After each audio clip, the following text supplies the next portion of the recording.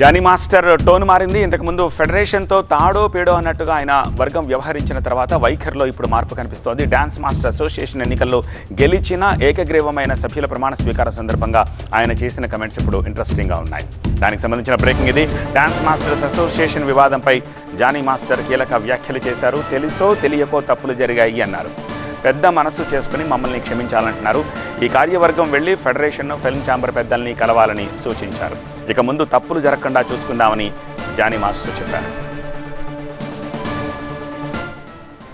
Film chamber పెద్దల్ని కలవండి, federation Anil గారిని అండ్ ఫెడరేషన్ పెద్దలందరినీ కలవండి.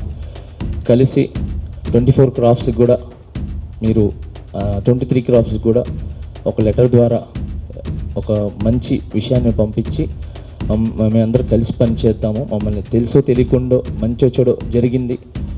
సో ఫెడరేషన్ అనేది ఒక తండ్రి లాంటిది. సో ఆ తండ్రి బిడ్డలు తప్పు చేసినా ఏదైనా తెలుసో తెలియక చేసినా కూడా తండ్రి 4 రోజులు కోపడతారు, దాని తర్వాత మళ్ళీ దగ్గర తీసుకుంటారు.